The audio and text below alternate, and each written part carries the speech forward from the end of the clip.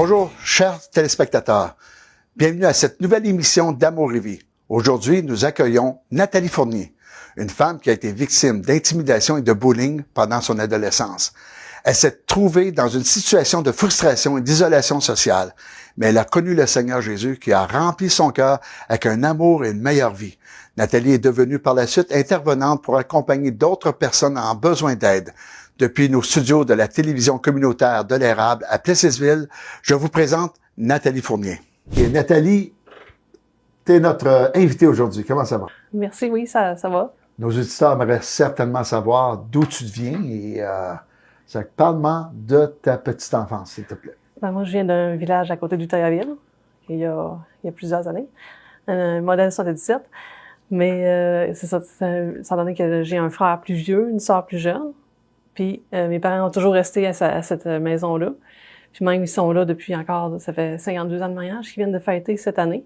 Okay. Donc, ça fait très longtemps qu'ils sont à la même place, sont très croyants. C'est sûr qu'ils aiment Jésus, c'est sûr, à leur manière. Donc, tu as été élevé dans une pensée du christianisme, des valeurs chrétiennes et tout ça. Oui, des valeurs chrétiennes, oui. OK. Et à la petite école, comment que ça a été? Moi, j'étais pas une personne qui était beaucoup mêlée aux gens.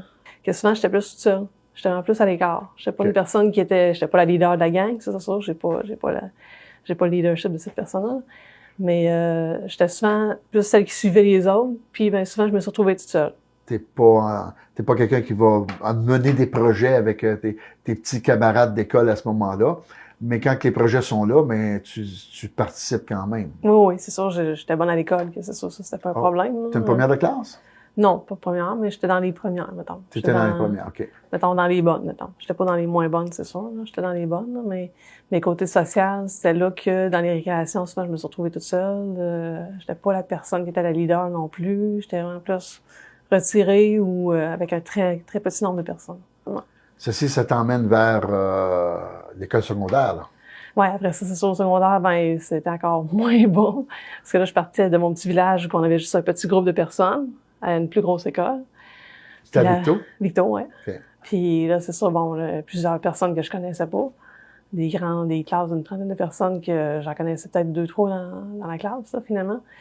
Puis en tout cas, j'ai beaucoup aussi vécu, mettons, de pas être dans la gang, de pas être, tu sais, vu que j'étais pas la fille qui était là, qui faisait des jokes, qui faisait rien, j'étais la fille tranquille, que souvent, j'étais pas dans les gangs de filles ou que j'étais souvent plus à part ou on m'a même carrément niaisé des fois, là, souvent dans les classes, dans les autobus, oui, beaucoup d'intimidation, dans les autobus, puis même dans un groupe d'amis avec qui je me tenais. Tu sais, vu que oui, je sais que je me refermais sur moi-même, puis j'étais vraiment pas la personne qui allait bien, on va dire ça de même. Est-ce qu'on te le faisait sentir? Ah oui, ben oui, on me l'a dit carrément, verbalement, directement. On veut pas de toi. On veut pas de toi, on veut plus finir avec toi, que c'était vraiment ces choses-là qui est arrivées. Okay. Puis dans l'autobus, j'ai changé mettons, toute la secondaire, j'ai changé de groupe d'autobus, mettons, de groupe de trajet d'autobus à 2 reprises. Puis dans les 2 trajets, il y avait des personnes intimidantes dans les 2 trajets. OK. Que c'était comme, je me dis, bon, ça va bien, tu sais. Je me dis, au moins, quand j'ai changé de trajet d'autobus, ça va être plus facile. Chaque trajet, il y avait des personnes intimidantes. T'étais après te préparer à devenir une jeune adulte et tu cherchais à te protéger puis te connaître toi-même avant d'ouvrir tes ailes. Ben, pas tant. C'est tellement que j'allais pas bien. Comme je disais, bon, à l'école, il y a eu vraiment un groupe qui m'a carrément dit, va-t'en, allez-vous, tu sais, va-t'en, puis on veut plus se tenir avec toi. Et dans ce groupe-là, j'avais même trouvé d'autres personnes. J'avais essayé de trouver des alliés, tu sais, c'est sûr, je n'y pas. Puis à un moment donné, ces personnes-là se retrouvaient à dîner, mettons, chez la cousine de l'autre, mettons. Okay. Donc, pour le dîner, je me suis retrouvée toute seule. OK.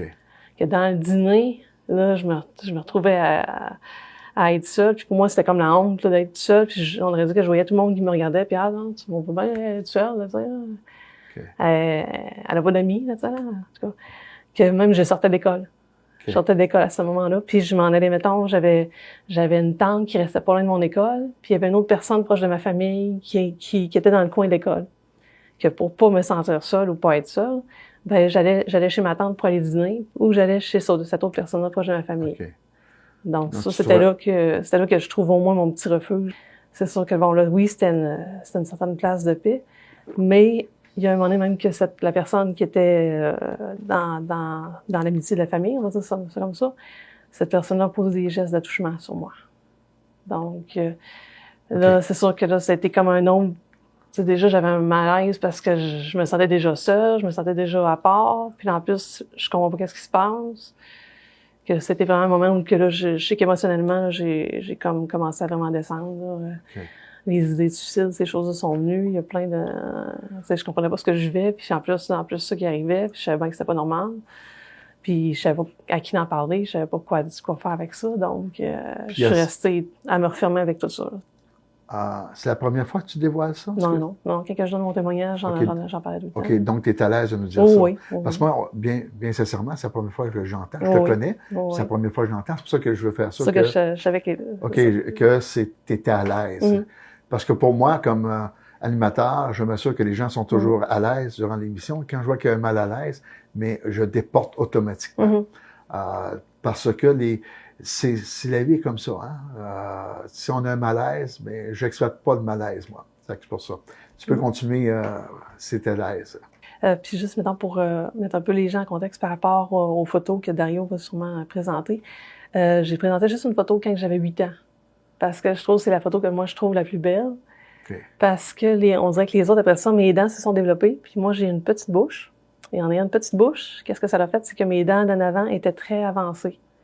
Ce qui aidait pas ça donnait un sujet d'intimidation pour les autres gens. Là. Ben oui. Parce que je pouvais mettre mon pouce entre les dents d'en haut et les dents en bas. OK. Donc, j'avais vraiment les dents de lapin, là, ça, on dit l'expression de même. Là. Que ça, tu sais, j'étais pas plus grosse que je suis là. J'avais rien là pour attirer le regard, mais mes dents attiraient le regard mais quand même, les jeunes trouvaient que si j'avais la paire de jeans à la mode que je m'étais payée, ils me disaient ce commentaire-là, bon, là, elle veut faire sa fraîche, elle prend telle marque de jeans, tu sais, là. C'était des commentaires sur plein d'affaires, tu sais. Comme je disais, là, c'était tout le long du secondaire, là, presque. Et là, tu gradues? Oui, ben, avant la fin du secondaire, c'est ça dans mes photos aussi que j'ai sorties. D'accord. Ça donnait que j'avais une chum de fille que j'avais fait du karaté avec elle dans les années 5e ou 6e année dans mon petit village. Puis cette personne-là, elle avait vraiment un vécu qui était carrément différent du mien, là. Tu sais, là, moi, je l'avais remarqué à un moment donné qu'elle allait pas bien, puis moi, j'entendais parler, bon, de l'aspect de chum, la drogue, l'alcool, puis je voyais qu'elle s'habillait d'une autre manière carrément différente de moi, là. Puis cette personne-là, tu sais, à un moment donné, je l'avais recroisée à la fin du secondaire, dans un groupe de jeunes. Okay. Parce que moi, c'est qu'on m'a invité à aller dans un groupe de jeunes pour passer une fin de semaine avec ce groupe-là. Puis ça parlait bon, de notre relation avec Dieu, ça parlait de notre relation avec les autres, avec nos parents, avec plein de choses comme ça. Puis elle m'a invité je sais pas si elle ou une autre jeune fille, en tout cas, qui m'a invité à cette fin de semaine-là, que je me suis retrouvée avec cette jeune homme qui s'appelle Nancy. C'est sûr, je lui ai demandé, puis j'ai l'autorisation, puis j'ai même des photos là, aussi avec elle. Donc là, cette femme-là, on s'est retrouvés, puis on avait le même âge presque. Puis là, c'est là que là, je suis allée vivre cette fin de semaine-là. C'était quand même une très bonne fin de semaine, pareil. Je dis pas qu'il y avait aucun point, tu sais, c'est pas juste négatif. Mais à un moment donné, il y avait un moment qu'on nous amenait comme à faire confiance aux autres, puis à parler un peu de ce qu'on avait vécu. D'accord. Donc, là, moi, j'ai eu l'impression que c'était comme si on mettait un genre pas de pieu dans le cœur, je sais pas la bonne expression, puis qu'on brassait tout ça, là, tu sais, là. Que toutes mes souffrances que j'essayais d'apaiser puis d'étouffer depuis des années, ça a comme tout remonté. Ça a popé. Ça a popé que là, j'étais à la fin du secondaire et j'ai tout ça un peu. Puis là, bon, oui, l'aspect de groupe, là, ça paraissait bien le fun parce que oui, on était un gros groupe de personnes, tu sais, je me sentais acceptée, mais mon feeling émotionnel était encore tout ce que j'avais essayé de refouler, ça l'avait comme tout remonté. Puis jusqu'à temps que cette personne-là, à un moment donné, elle arrive puis elle me dise, Nat, à un moment donné, je vais te reparler de quelque chose. Donc là, à un moment donné, je suis allée chez elle, on était avec une autre chambre de fille. Puis elle avait, j'ai oublié de l'amener, elle avait un petit livre que c'est marqué la Bible, un petit livre blanc, mais qu'il y a comme ça parlait de plusieurs versets de la Bible. Puis dans ce verset-là, à la fin, il y avait une genre de petite prière. Puis on a commencé à lire ces versets-là dans ce petit livre blanc-là. J'avais vraiment senti une écoute, puis vraiment une appréciation, puis un souci de moi, puis vraiment un souci de me présenter un Dieu qui était pas juste loin, qui était pas juste intouchable ou impartial. Tu sais, j'avais vraiment ce souci-là de cette personne-là envers moi, puis qui était sensible à tout ce que j'avais vécu, puis que bon, que c'est sûr qu'après la lecture de ce petit livre-là, elle m'a comme demandé, elle a dit, voudrais-tu qu'on fasse juste une prière, demander pardon à Dieu, puis demander l'aide de Dieu dans ta vie. J'ai dit, OK. Oui, je me demandais à Jésus de m'aider parce que je me disais, bon, ça peut pas être pire que qu'est-ce que je vis présentement. Tu as été dans une simplicité d'approcher Dieu, toi, là. Ben, simplicité, mais aussi un genre de... ça peut pas être pire. J'avais un peu la pensée de ça peut pas être pire que ce que je vis présentement. OK. Puis je vais essayer ça. Qui m'emmène à te partager, tu as un verset que tu aimes. Oui, mon Jérémie verset. 31:3. Oui, de loin l'Éternel se montre à moi. Je t'aime d'un amour éternel. C'est pourquoi je te conserve ma bonté. Ça, c'était vraiment quelque chose qui m'a touchée parce que oui, je sais que je suis, tu sais, je savais que les gens autour de moi m'aimaient, mais je le croyais pas. J'arrivais plus à le recevoir. OK. Donc, c'était comme ça que j'ai pu, avec l'aide de Dieu, puis de vraiment, qui a débloqué ces blocages-là, mettons, qui faisait que je recevais pas l'amour. Même là, des fois, je le crois pas tout le temps encore. Là. Mais on a à le croire de plus en plus. Mais c'est libérateur. Oui, oui, oui. Maintenant, je sais que tu as fait le cégep, tu as étudié dans une direction qui t'a emmené vers travailler auprès des gens, des nécessiteux de la vie, mais pas comme l'on croit. J'aimerais que tu puisses nous en parler parce que il y a un chant qui va découler que chez ton cœur. Ouais.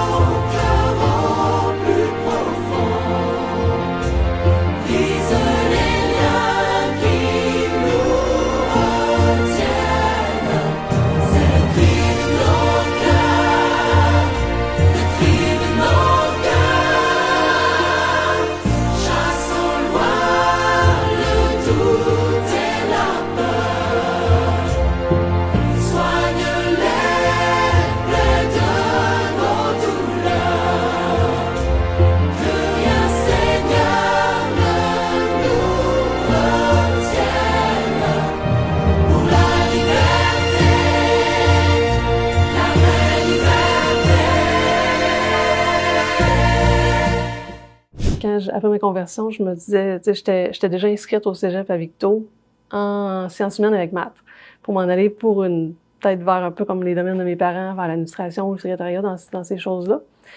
Que là, bon, j'ai fait la première année. La première année, c'était vraiment des cours plus de base. Après, la deuxième année, c'était des cours d'entreprise, d'entrepreneuriat, de marketing.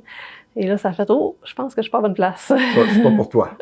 Que là, je priais Dieu pour avoir vraiment cette direction parce que là, je voyais pas qu'est-ce que je devais faire. Puis à un moment donné, c'était une rencontre. J'allais voir beaucoup ma grand-mère qui restait à Victoriaville à ce moment-là. Puis à un moment donné, il y avait une dame qui était venue la visiter. Puis la dame avait eu besoin de consolation. Elle avait eu besoin d'écoute. Je me rappelle plus exactement qu'est-ce qui se passait. Mais je sais que quand je suis revenue de cette rencontre-là, j'étais revenue à mon cégep, puis là c'est rare que j'ai des grosses émotions, là. Mais là, je sentais que il y avait quelque chose qui venait de se passer, là. Puis je me suis dit, voyons, Seigneur, c'est quoi qui se passe, tu sais? J'ai juste écouté une personne, j'ai aidé une personne, j'ai senti que la personne avait été consolée. Ça pourrait être quelque chose que tu voudrais que je fasse comme métier, tu sais? C'était vraiment là, à ce moment-là, que j'ai posé ces questions au Seigneur. Puis, par la recherche de programmes d'études, c'est là que je me suis retrouvée à aller faire éducation spécialisée à Québec. OK. Et là, je suis allée faire mon cours là. Puis c'est ça, bon, j'entendais parler de maisons de thérapie qui aidaient j'avais connu plus par rapport aux hommes à ce moment-là. Une maison de thérapie qui aidait pour les hommes qui avaient des besoins. Puis après ça, là, par après, j'ai connu qu'il y avait une maison aussi pour femmes. Puis là, moi, j'étais dans mon cours. Puis à un moment donné, il y a eu un des profs qui a dit dans mon cours que si, mettons, pour le dernier stage, parce que j'étais comme dans un programme intensif où j'avais fini mon DEC en sciences humaines avant, j'étais comme dans un programme intensif de 2 ans et demi, que mon dernier stage pouvait être fait partout au Québec. Parce que j'avais une journée qu'il fallait que je sois à Québec. Donc là, ça a fait, OK, Seigneur, ça serait-tu encore une direction d'aller, parce que là, j'avais connu la maison pour femmes, la maison du poids tournant. Donc là, ça serait une direction d'aller travailler là, tu sais, aller faire mon stage final à cet endroit-là. Donc finalement, j'ai mis ça devant Dieu, puis en parlant avec mes professeurs, il fallait que ce soit accepté, parce que c'était pas un milieu de stage qui était connu. C'est ça. Donc là, ils ont dû accepter le milieu de stage. Mon prof est venu visiter, ils ont accepté. Et puis, j'ai pu commencer en fin août 98, j'ai pu commencer à faire mon stage au Point Tournant. Comme intervenante. Et comme intervenante par la suite, non j'ai pas été en engagée, stage, mais rémunérée, là. Oui. Au début, j'étais en stage. Après ça, c'est sûr que depuis ce moment-là, c'est sûr qu'avec, tu sais, oui, j'étais intervenante auprès de femmes, mais c'est elles qui m'ont appris aussi, puis le programme aussi. Ça faisait 4 ans que je connaissais Jésus, que c'est sûr que le programme de la Maison du Point Tournant, c'était tellement un gros programme de formation. Donc, j'ai appris plein de choses moi-même. Là, oui, j'étais là pour les femmes. J'ai appris comme mettons, les premières fonctions qu'on m'a données, c'était d'aller au rendez-vous avec les femmes. Donc là, je devais attendre au rendez-vous du médecin, attendre avec les femmes. Donc, ça m'a aidé à développer mon côté de jaser avec les gens, puis de vraiment connaître la personne qui était avec moi, là, tu sais, là. Parce que c'était un milieu qui était plus fermé qu'à travers la masse.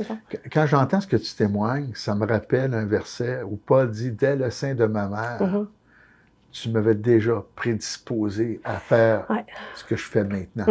David va dire ça, quelques écrivains du Nouveau Testament.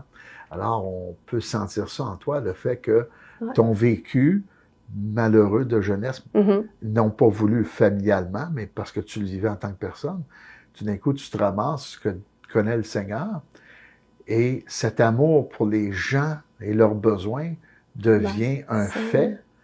Tu vas étudier, tu te prépares, et tu es dans ça depuis ce temps-là. Donc, c'est une vocation. Ben oui, si on peut dire comme ça, oui.